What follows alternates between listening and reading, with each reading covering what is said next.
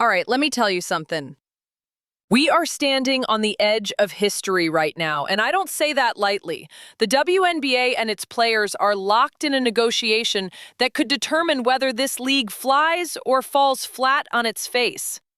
We are 48 hours away from a deadline that carries the weight of an entire sport's future. And what are we seeing? Counter proposals flying back and forth like ping pong balls in a championship match that nobody seems capable of winning. Now, let me shift gears here because there is another story developing that deserves your attention, and it involves one of the most talented players in the league today. Napheesa Collier has been making headlines, and not just for her performance on the court.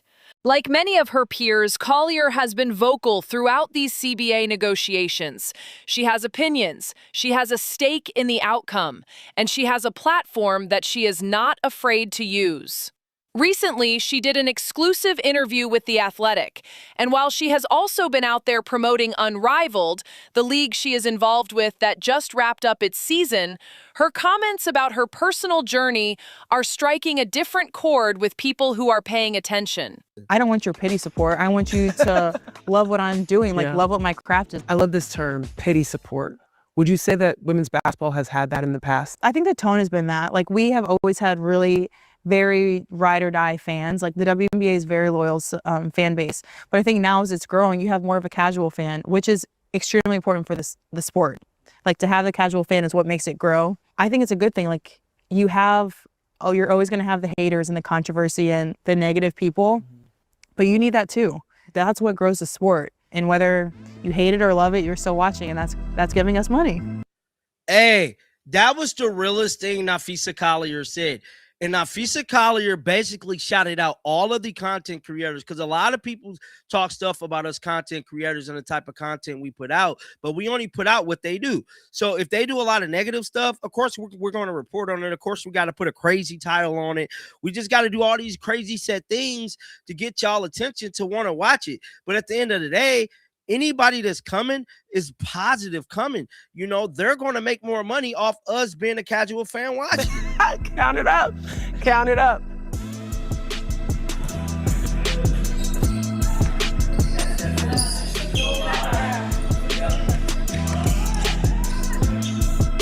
There's a narrative out there of the WNBA Unrivaled competitors against each other. What do you think about that narrative? I disagree. I mean, first of all, we're in opposite seasons, so we're not even competing at the same time. But also, I think we really help each other, because one of the pain points was that when we aren't in the WNBA season, we go dark. By having Unrivaled, you still have all these star players who are on TV. Every single one of our games is on national television. So it keeps those names relevant. As Unrivaled grows and they go to the WNBA and they grow more there, then they come to Unrivaled and they grow more there. Did the W ever have an opportunity to be involved with Unrivaled? They did. Yeah, we did offer equity before we launched. Yeah. And they turned it down? They did. What do you think about that? I mean, that sounds like their loss. When you look at what's going on in the WNBA, you guys are going through your labor negotiations. What does Unrivaled do to set itself as a potential standard or a comparison for the W? Everything we're fighting for is salary, benefits, equity in the league. We have all these things without needing to be asked at Unrivaled. We want for nothing here.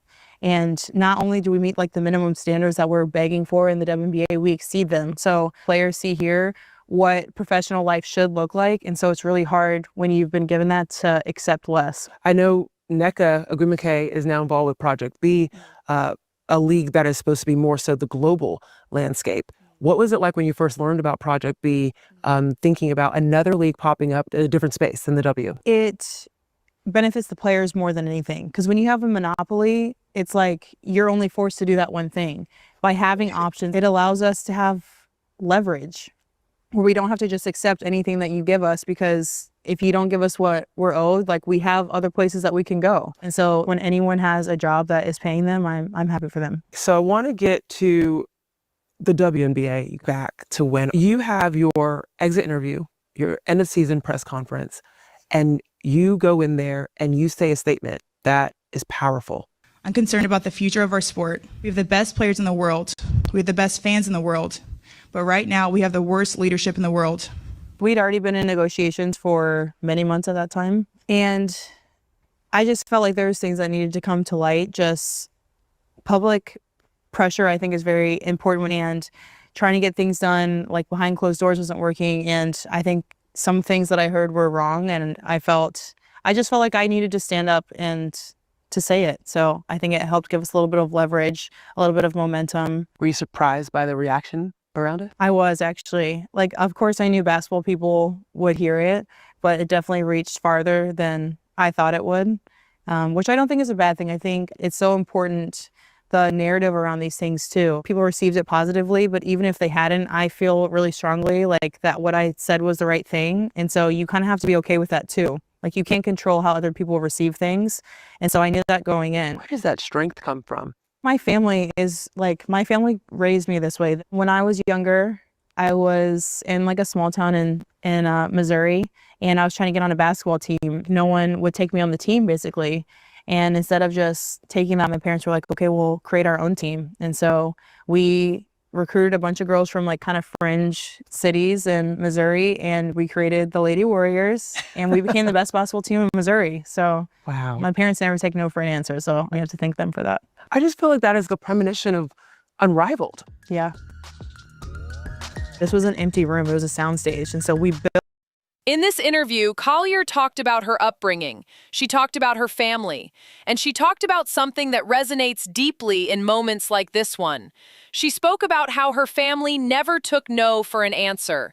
They did not accept rejection. They did not bow down to obstacles. They pushed through. They persevered. They fought for what they believed they deserved. Now, hearing that, you cannot help but draw parallels to what is happening right now. The players are fighting, the owners are pushing back, and somewhere in the middle of all this conflict is a group of women who just want to play the sport they love and get compensated fairly for doing it. Collier is from Missouri. She is a homegrown talent who has risen to the top of her profession. And whether you agree with every stance she takes or not, you have to respect the fire that drives her. That fire comes from somewhere. It comes from a family that taught her to never settle. It comes from a background that instilled in her the belief that you fight for what is yours. But here is the complicated part. Collier also benefits from the current landscape in ways that go beyond her WNBA salary. She has her involvement with Unrivaled. She has her platform. She has opportunities that not every player in the league enjoys.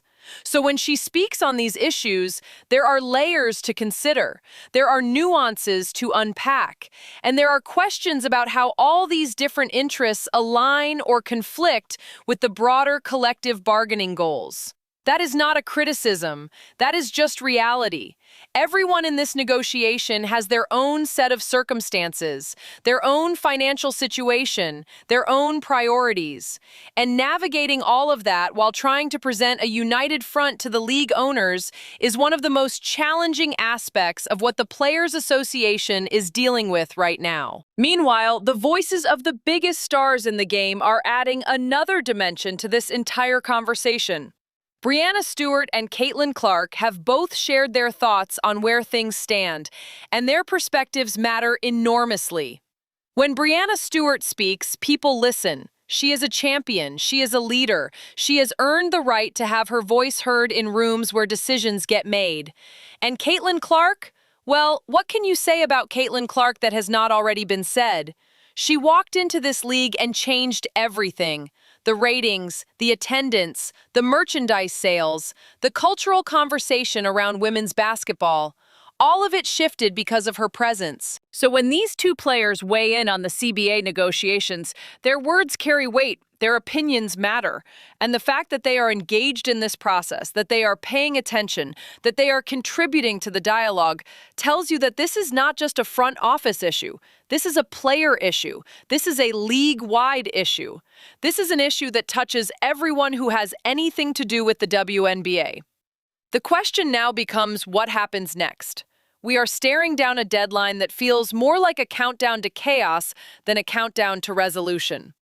The league and the players are still exchanging proposals, which means they are still talking. But talking is not the same as agreeing. Talking is not the same as compromising. Talking is not the same as finding common ground. And the longer this drags on, the more damage gets done to the perception of the league. Fans are watching, media is watching, sponsors are watching. Everyone is paying attention to how this unfolds. And what they see right now is uncertainty. What they see is instability. What they see is two sides that cannot seem to find a way to get on the same page, even when the stakes could not be higher. A lockout would be catastrophic. Let me just say that plainly. If the league and the players cannot come to an agreement and the season gets delayed or canceled, the consequences will be severe. All that momentum the WNBA has built over the past year, all that attention, all that growth, all that excitement, it does not just pause. It evaporates. Casual fans do not wait around for labor disputes to get resolved. They move on. They find other things to watch. They forget. And for the players, a lockout means no paychecks. It means no visibility. It means watching from the sidelines while the world keeps spinning without them. The owners can survive a lockout. They have other businesses, other investments, other sources of income.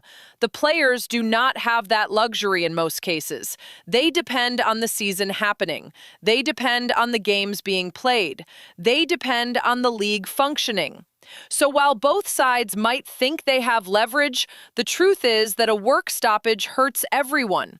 It hurts the league. It hurts the players. It hurts the fans. It hurts the sponsors. It hurts the growth of women's sports. Nobody wins in a lockout scenario. Absolutely nobody. These next 48 hours are going to tell us everything we need to know.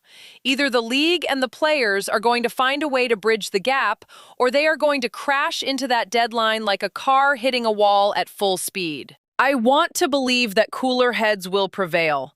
I want to believe that both sides understand what is at stake and will do what needs to be done to get a deal across the finish line. But I have been watching this situation unfold for weeks now, and I cannot shake the feeling that we are heading towards something ugly. The players want their fair share. The league wants financial sustainability. Those two goals should not be mutually exclusive, but right now, they feel like they are on opposite ends of a tug-of-war rope that neither side is willing to let go of. So here we are, 2 days out. Counter-proposals still flying, a deadline looming, and the future of the WNBA hanging in the balance. Drop down in the comments and let me know what you think.